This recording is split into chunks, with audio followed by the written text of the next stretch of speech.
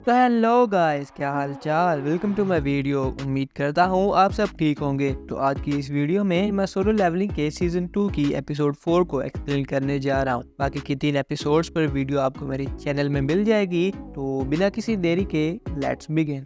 तो एपिसोड का स्टार्ट होता है और हम देखते हैं सेंगमिन को। अब यहाँ पे 3 बज चुके थे, मतलब कि डंजन के अंदर 1 हफ्ते से ज्यादा गुजर चुका था। अब सेंगमिन योनू से कहता है कि रात काफी हो चुकी है, आप अपने घर चले जाएं, हम यहाँ पर देख लेते हैं। जिसके जवाब में योनू बोलता है कि मेरे गिल्ड के मेंबर्स अंदर फंसे हैं, इस हालत में मैं घर नहीं जा सकता। लेकिन तभी हम देखते हैं कि रेड गेट ओपन हो रहा है और लोग बाहर आ रहे हैं। अब ये सीन देखकर योनू बहुत खुश हो रहा था, क्योंकि उसे ये लग रहा था कि किम चुल जीत गया है। लेकिन सर्वाइवर्स में सिर्फ हंटर पाखी जिन, म्योंगवान, योंग की जोंग, सोंगी और संग जिनवू थे। और इन सब के गेट से बाहर आने के बाद गेट क्लोज हो जाता है। लेकिन योनू ये सब देख के बहुत हैरान हो रहा था और सोच रहा था कि क्या किमचुल हार गया। वो ही नहीं सकता कि सिर्फ ये सभी सर्वाइवर्स हैं। जिसके जवाब में पाकी जिन बोलती है कि हाँ, सिर्फ हम सभी सर्वाइवर्स हैं। अब इस बात पर योनू शौक था कि क्या सिर्फ लो रैंक हंटर्स ही सरवाइव कर पाए हैं, आखिर डंजन में हुआ क्या था। अब उसी मोमेंट जिनवू सोगी के साथ वापस जाने लगता है, लेकिन तभी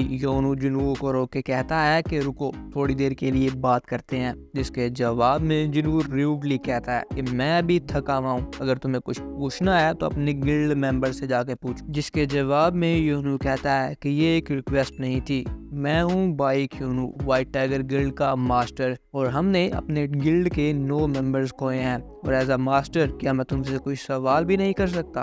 अब इस बात के जवाब में जिनू गुस्से से बोलता है, तो क्या मैंने बाकी 3 लोगों को बचाया भी तो है, अगर तुम दी मास्टर हो तो तुम्हें मुझे एक थैंक यू कहना चाहिए। जिसके जवाब में योनू बोलता है कि तुम सही हो, आई अपोलोजाइज। इसके बाद सोंगी और जिनू वहां से जाने लगते हैं। अब इस सारे सीन को देख के सेंगमिन योनू से कहता है कि जिनू की तरफ से मैं माफी मांगता हूँ, वो बुरा आदमी नहीं है, वो बस थका हुआ है। जिसके जवाब में योनू बोलता है कि नहीं, ये प्रॉब्लम नहीं है, तुमने अब तक इस बंदे को रिक्रूट क्यों नहीं किया, मैं तुम्हें अपनी कंप्लीट सपोर्ट दे रहा हूँ, इस आदमी को हर कीमत पे हमारे गिल्ड में लाओ। लेकिन तभी सीन शिफ्ट होता है और हम देखते हैं जिनवू को, जो कि एक बात पे रिग्रेट कर रहा था।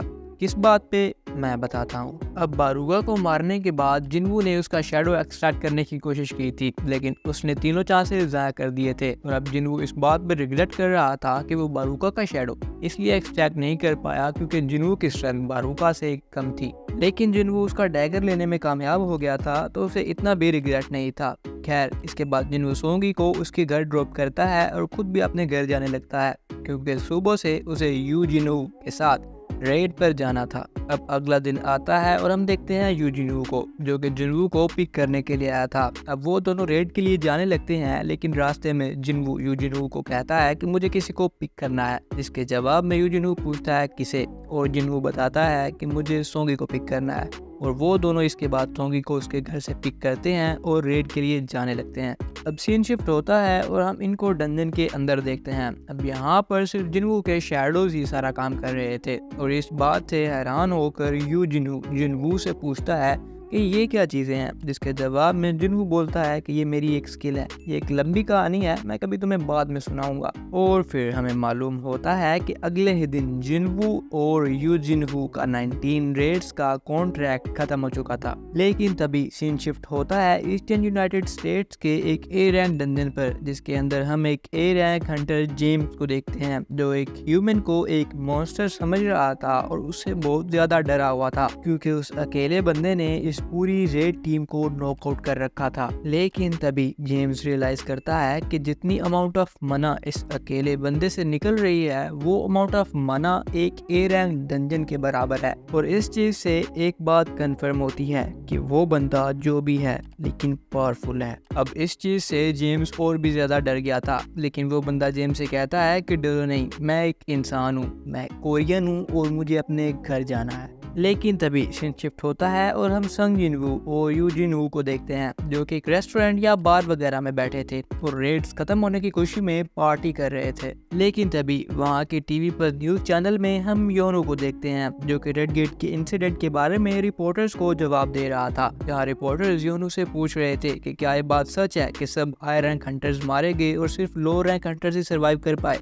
और ये र्यूमर भी है कि डंजन में कोई था जिसने हंटर्स की हेल्प की थी। अब इन सवालों के जवाब में योनू बोलता है कि एसोसिएशन के साथ इन्वेस्टिगेशन कंप्लीट हो चुकी है। ये सच है कि वहाँ एक एक्सीडेंट हुआ था, लेकिन कोई भी बाहर का आदमी इन सब में इन्वॉल्व नहीं था। अब योनू की इन सब बातों को सुनकर जिनू बोलता है कि हाँ, इसलिए तुमने किसी भी सर्वाइवर को इंटरव्यू नहीं देने दिया। लेकिन तभी सीन शिफ्ट होता है योनू पर, जो कि अपने ऑफिस में बैठा था। लेकिन तभी उसे कॉल आती है मिन ब्योंगू की, जो कि योनू का दोस्त था। और ब्योंगू योनू को बताता है कि मेरे पास एक बड़ी खबर है। जिस पर योनू पूछता है क्या, तो ब्योंगू जवाब देता है कि जापान ने एक हफ्ते पहले सीक्रेटली कोरियन हंटर एसोसिएशन को बुलाया है। मैं खुद यहाँ हूँ और ये केस बहुत ही ज्यादा सीरियस है। अब इस बात पर योनू कहता है कि जापान ने कोरियन एसोसिएशन को बुलाया, वो क्या कह रहे हैं। जिसके जवाब में ब्योंगू बोलता है कि उन्होंने उन सब हंटर्स की कंसोलेशन बुलाई है जिन्होंने जेजू आइलैंड रेड एक्सपीरियंस कर रखी है। अब योनू ये बात सुन के शौक था और ब्योंगू को ये सारी चीज डिटेल में बताने के लिए कहता है। अब ब्योंगू जवाब देता है कि 4 साल पहले जेजू आइलैंड पर एस रैंक का गेट खुला था। वहाँ पर 3 ऑपरेशंस में फेल होने के बाद गवर्नमेंट ने भी उम्मीद छोड़ दी है। यहाँ तक कि 4 सालों बाद भी ये सारा आइलैंड आंट से भरा हुआ है। मुझे लगता है कि वहाँ पर एक म्यूटेशन हुआ है। जिस पर योनू जवाब देता है कि ये मैटर नहीं करता, वो सब उस आइलैंड पर स्ट्रक है। जिसके जवाब में ब्योंगू कहता है कि वेल, वो उस आइलैंड से बाहर आ सकती हैं और एक आंट जापान के कोस्ट में मिली भी है। ये सब बहुत ही ज्यादा तेजी से इवॉल्व कर रहे हैं।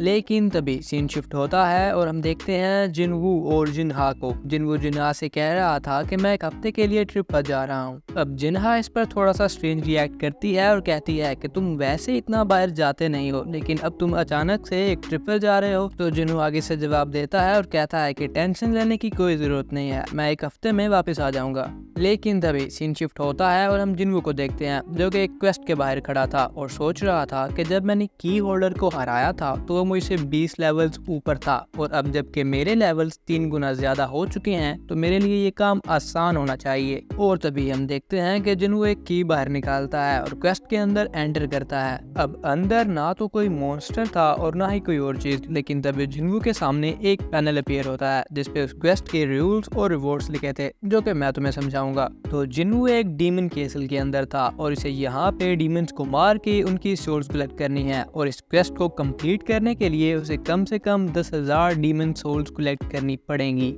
अब अगर रिवॉर्ड्स की बात करें तो उनमें इसके स्टैट्स में 20 पॉइंट्स प्लस होने थे और एक आइटम जिनवू को मिलेगा उसकी चॉइस का कोई भी आइटम, और लास्ट रिवॉर्ड एक हिडन रिवॉर्ड था। अब ये सब पढ़ने के बाद जिनवू सोचता है कि रिवॉर्ड्स तो अच्छे हैं और मुझे मेरी पसंद की एक आइटम भी मिलेगी, लेकिन अगर रिवॉर्ड्स अच्छे हैं तो ये क्वेस्ट हार्ड तो होगा। और तभी जिनवू के सामने मॉन्स्टर्स अपीयर होते हैं और जिनवू सोच रहा था कि अगर 10,000 सोल्स कलेक्ट करनी है, इसका मतलब है कि इस केसल में 10,000 डीमंस होंगे। लेकिन तभी जिनवू के सामने एक पैनल ओपन होता है जिसमें लिखा था कि हर एक डीमन पर एक सोल मिलेगी, लेकिन अपर फ्लोर्स पर कुछ ऐसे डीमंस हैं जिनको मारने से मल्टीपल सोल्स मिल सकती हैं। और इसके बाद जिनवू आगे बढ़ता है और 3 डीमंस को खत्म करता है और 3 सोल्स कलेक्ट करता है। लेकिन तभी सीन शिफ्ट होता है और हम यूजिन हू को देखते हैं, जो कि अपने पापा के साथ था और उनको कह रहा था कि मुझे यूजिन गिल्ड का मास्टर बनना है। उसके बाद यूजिन हू मास्टर के लाइसेंस और रिकॉर्ड की रिपोर्ट अपने पापा को दिखाता है और कहता है कि किसी अनजान आदमी को अपने गिल्ड का मास्टर बनाना रिस्की हो सकता है। लेकिन उसके पापा उसकी बात काटते हैं और कहते हैं कि मुझे तुम्हें किसी से मिलाना है, और उसी वक्त वहाँ लियू हुआन एंटर करता है। उसी वक्त यूजिन के पापा यूजिन को बताते हैं कि ये व्हाइट टाइगर गिल्ड का मेंबर है और रेड गेट इंसिडेंट का सर्वाइवर भी है। उसके बाद यूजिन के पापा लियू हुआन से रेड गेट इंसिडेंट के बारे में पूछते हैं, जिसका जवाब देते हुए लियू हुआन कहता है कि हमारे साथ एक हाई स्कूल की बच्ची भी थी जिसका नाम सोंगी था, और हमारे साथ संग जिनवू भी था। इनफैक्ट हम सब सिर्फ संग जिनवू की वजह से सर्वाइव कर पाए हैं। ये सारी इन्फॉर्मेशन देने के बाद लियू हुआन वहाँ से चला जाता है। अब इस सब के बाद यूजिन के पापा यूजिन से कहते हैं कि तुम्हें तो पता है कि मैं एक स्किल हंटर को ढूंढ रहा हूँ, और जब मुझे पता चला कि किसी ने रेड गेट में हंटर्स की हेल्प की है तो मैंने उसके बारे में थोड़ी सी रिसर्च की, और मुझे नहीं लगा था कि ये बंदा तुम्हारी रेड टीम का